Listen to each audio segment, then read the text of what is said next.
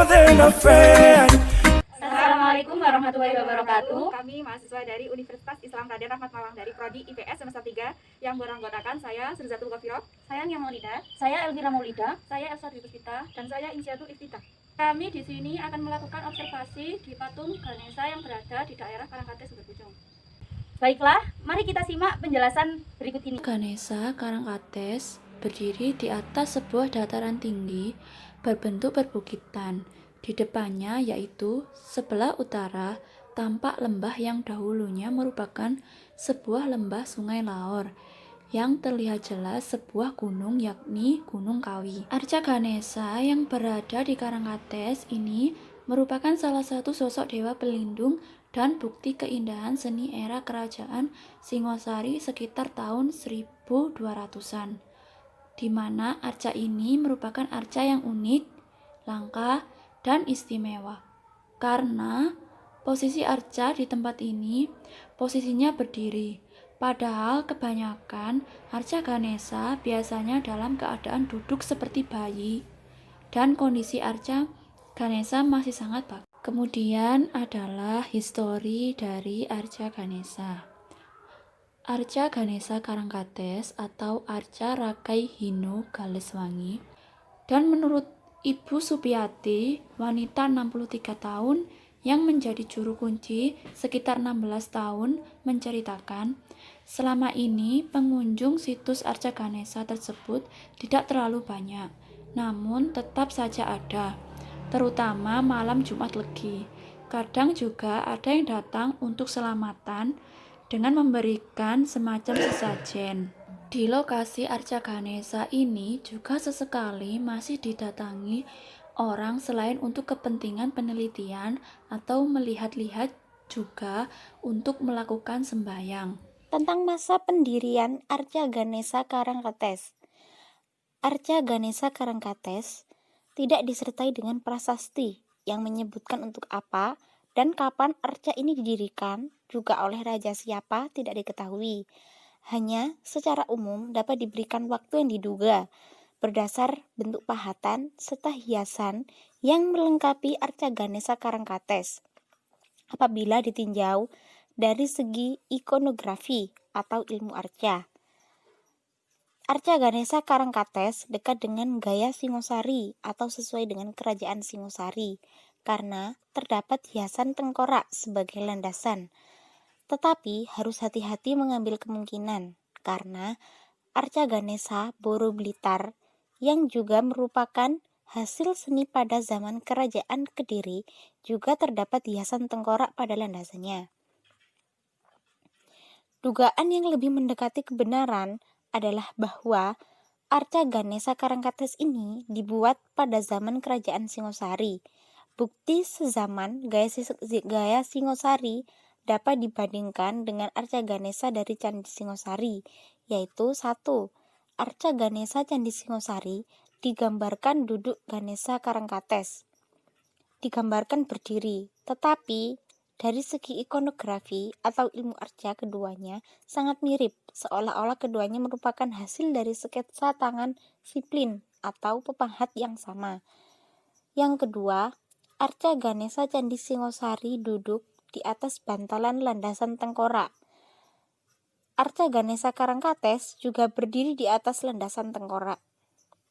Ketiga, Arca Ganesha Candi Singosari tangan depan membawa mangkuk atau kendi. Begitu pula dengan Arca Ganesha Karangkates juga membawa mangkuk atau kendi.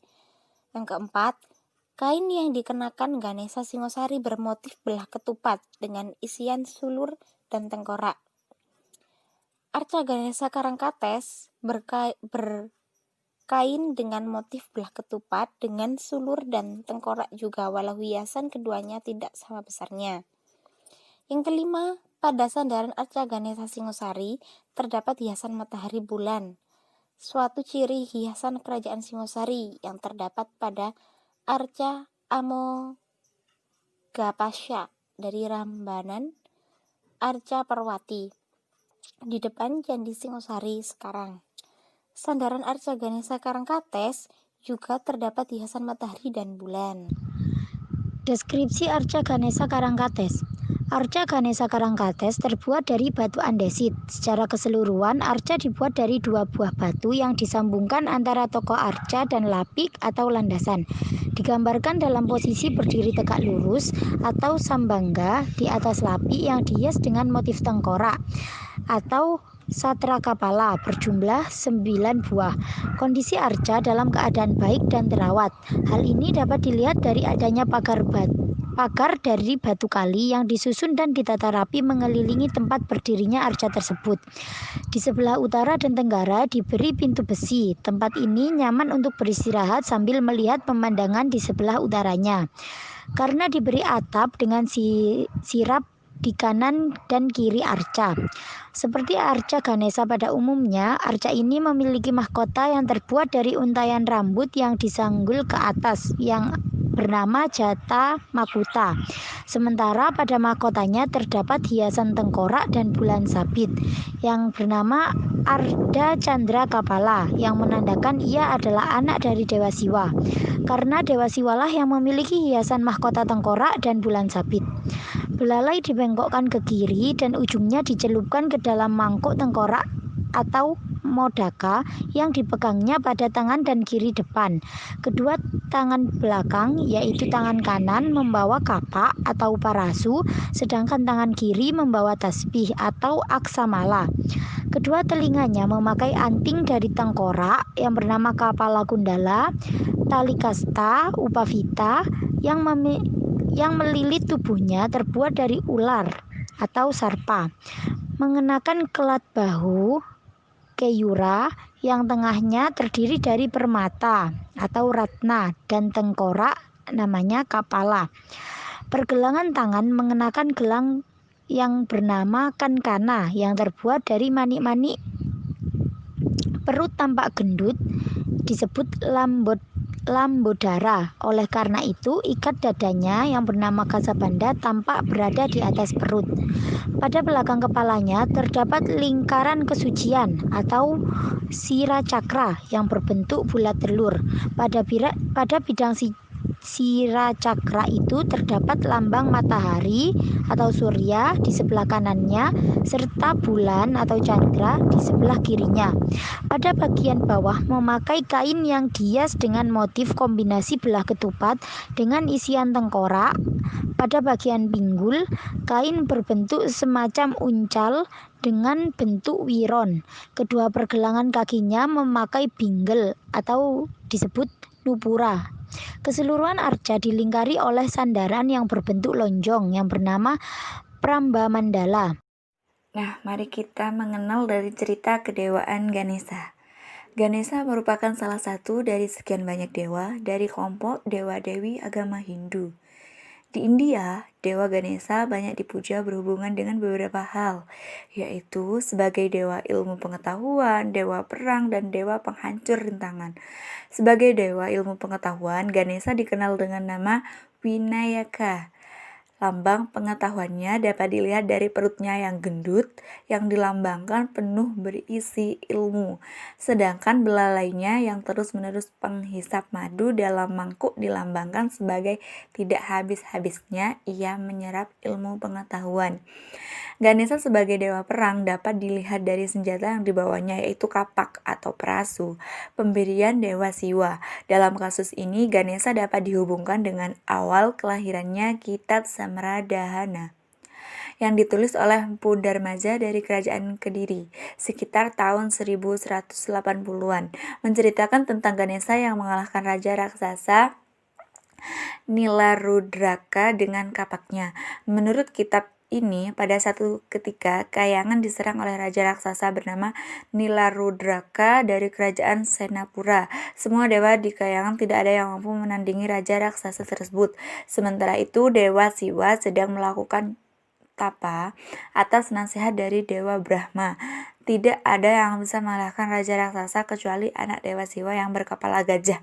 Padahal Dewa Siwa masih belum mempunyai anak dan sekarang Siwa sedang bertapa. Akhirnya para dewa bermusyawarah bagaimana caranya agar Siwa menghentikan tapanya dan mau kembali menemui istrinya, Dewi Parwati. Atas kesepakatan semua dewa, maka diutuslah Dewa Kama untuk menggugurkan tapa Dewa Siwa. Awalnya Dewa Kama tidak mau karena takut akan marah Siwa, tetapi karena semua dewa menghendaki, hanya Dewa Kama yang bisa menggugurkan tawa Dewa Siwa. Dewa Kama segera berangkat ke tempat pertapaan Dewa Siwa. Setiba di pertapaan Siwa, Dewa Kama melepaskan panah asmaranya kepada Siwa yang sedang tekun bersemedi.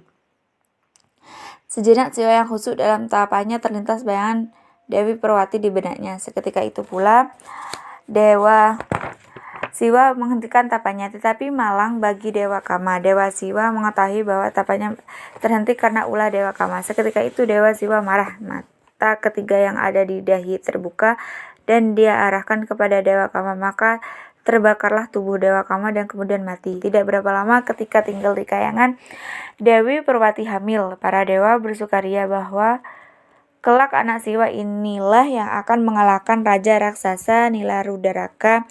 Ketika kandungan Dewi Perwati sudah hampir saatnya, maka para dewa menjenguk Dewi Perwati ke kayangan. Dewa Indra dengan kendaraan gajahnya bernama Airawata datang pula menjenguk Dewi Perwati.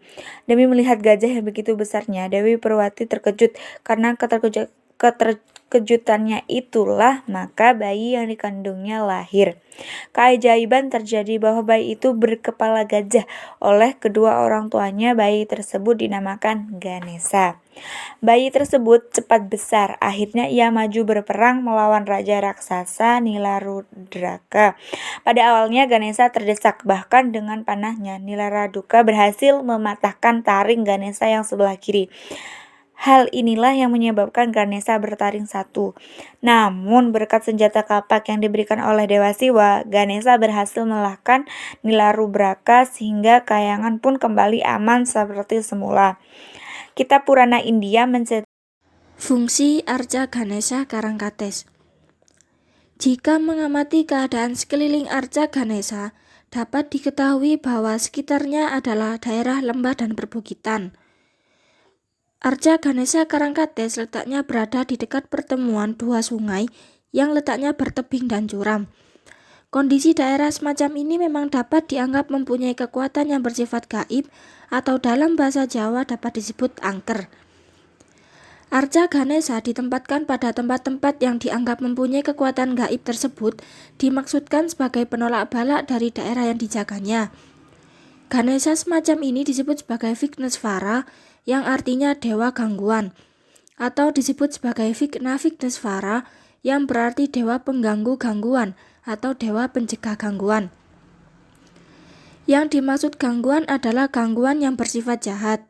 Dengan demikian, secara praktis arca Ganesha yang ditempatkan di tempat-tempat gaib atau angker dimaksudkan sebagai tumbal bagi daerah yang gaib atau angker tersebut, agar kekuatan jahat dari daerah tersebut dapat ditolak oleh Ganesha. Daerah sekitar arca Ganesha Karangkates ini dekat dengan apa yang oleh masyarakat Jawa kuno disebut sebagai pinggir aksa, yaitu tembok pembatas antara Janggala dan Kadiri. Dari kawasan ini pula, pada tahun 1292, tentara Kadiri menyerbu kerajaan Singosari. Dalam Pararaton disebutkan bahwa tentara Kadiri bergerak dari ibu kota menuju ke pinggir aksa, kemudian menelusuri Lawor atau Sungai Lahor tanpa disertai dengan suara gaduh dan bunyi-bunyian, dan kemudian langsung menuju ke Singosari. Dengan strategi inilah kerajaan Singosari jatuh. Orang-orang Singosari waktu itu tidak menyangka bahwa tentara Kadiri berani melewati kawasan Lawor yang dianggap mempunyai kekuatan gaib tersebut. Apalagi daerah tersebut sudah ditempatkan tumbal berkekuatan gaib yaitu arca Ganesha. Sekian penjelasan dari kami. Apabila ada kekurangan, kami mohon maaf sebesar-besarnya. Wassalamualaikum warahmatullahi wabarakatuh.